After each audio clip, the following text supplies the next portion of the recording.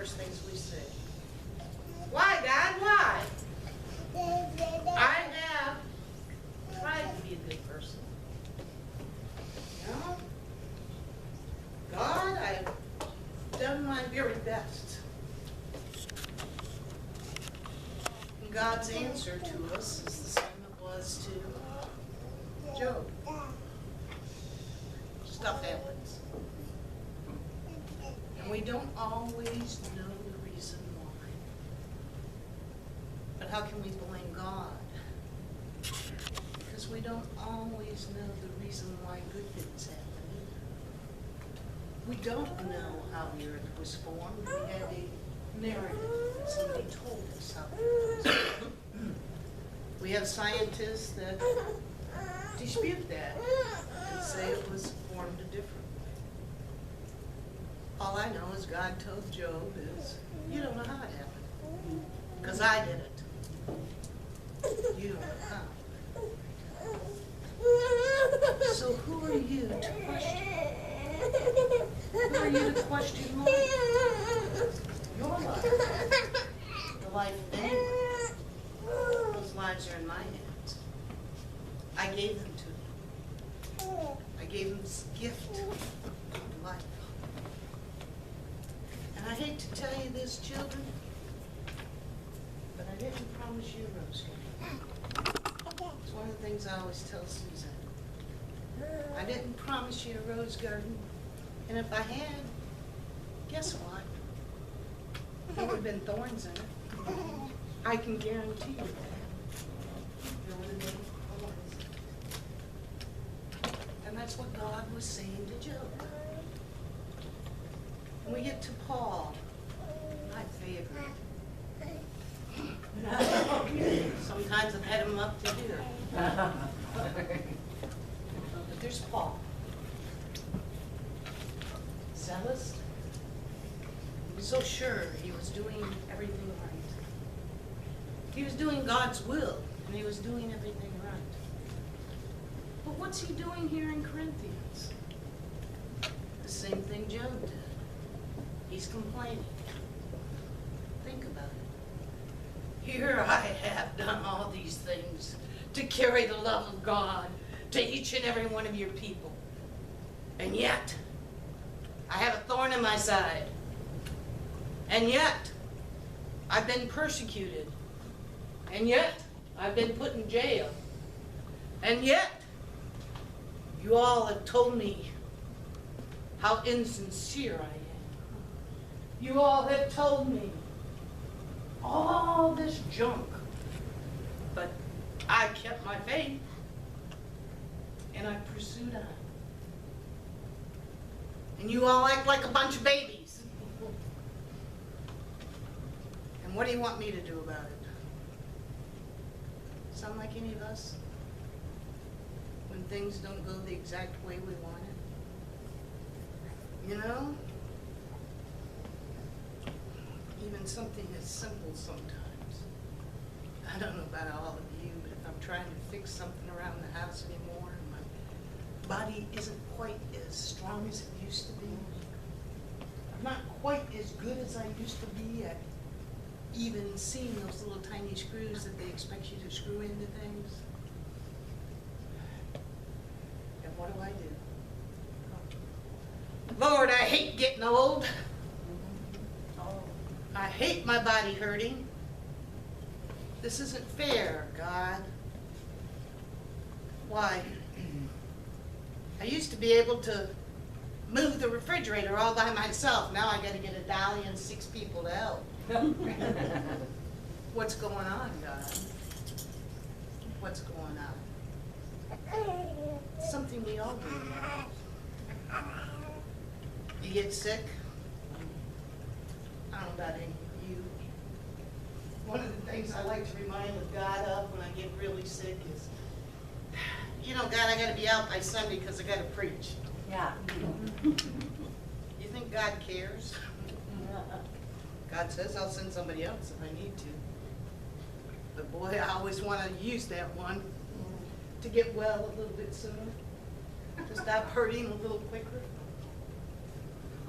God knows those things about us.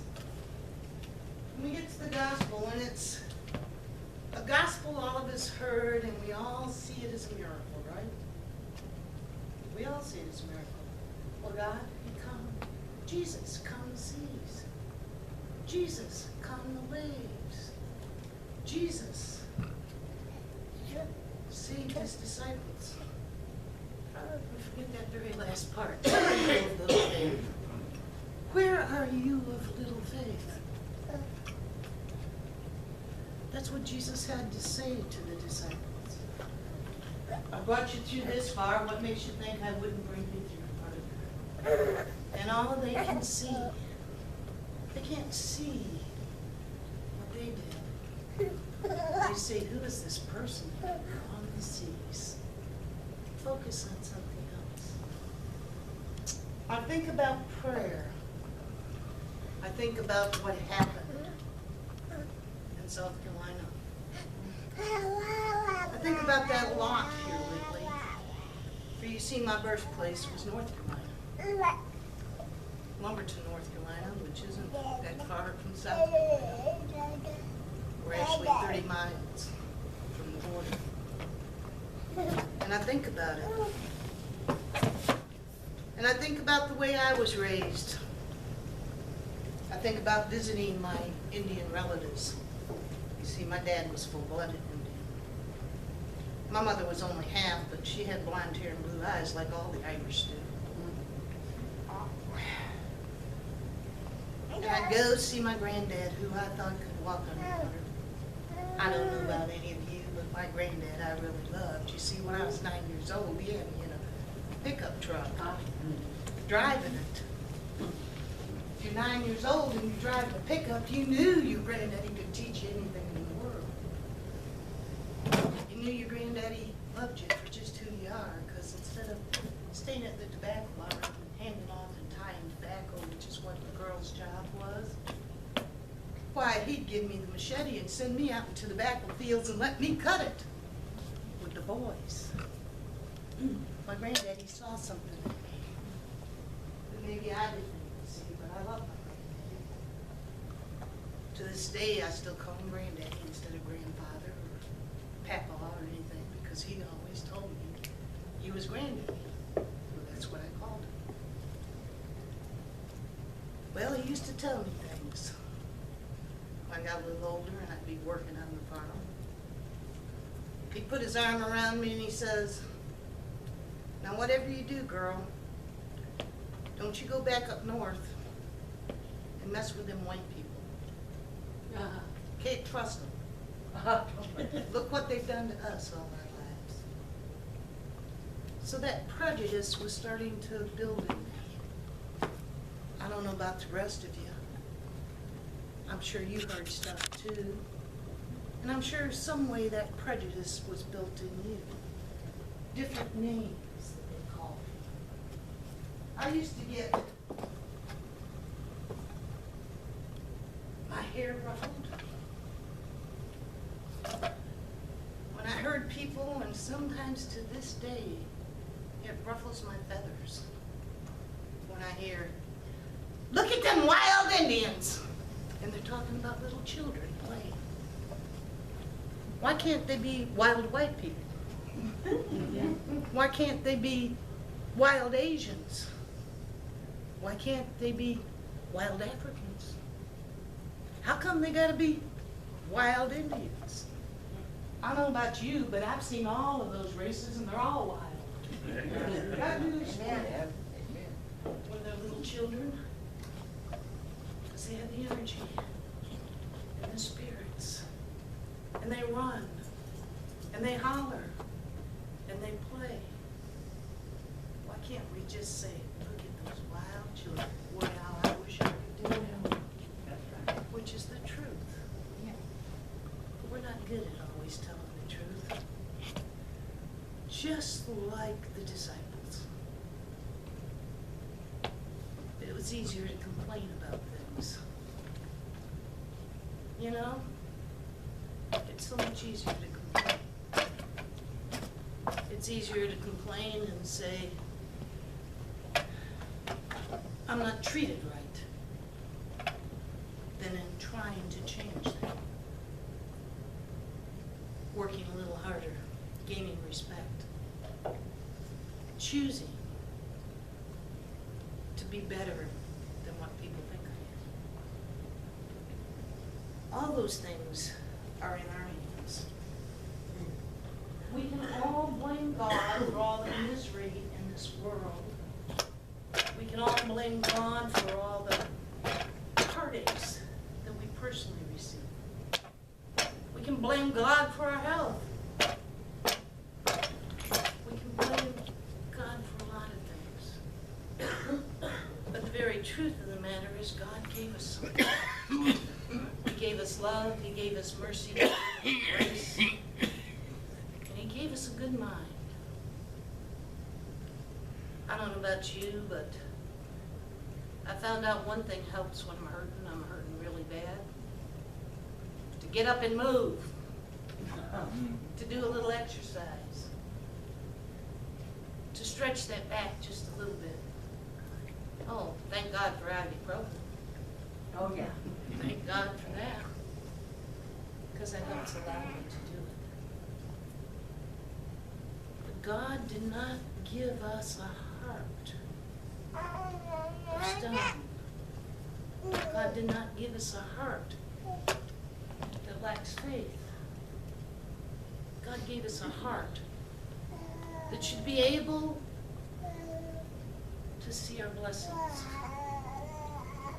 God gave us a heart that should be able to praise God in all things. God gave us a heart where we should look at our brothers and sisters, no matter who our brothers and sisters are, and see the heart of God in each and every one of them. When we as people stop blaming other people for our troubles in life, for our hurts, for our disappointments, and start looking God for guidance, I have a feeling a lot of things would change. I don't think there would be churches that were burnt down. I don't think somebody would come through the door and kill all of those who welcome them into their circle. I don't think we would make fun of each other. I think a lot of jokes would just die. You know? Jokes about race, jokes about nationalities, jokes about our sexualities. They would go away when we look at our brothers and sisters and we see them as God's children, part of our own family. We all carry prejudice, and there's no use saying we don't. We all carry prejudice. And all we can do about it is give it to God. And say, God, remove it from my life. Teach me to open my arms. And teach me to accept God's children as God's children. And not ask so many questions. Just accept them the way God has made them.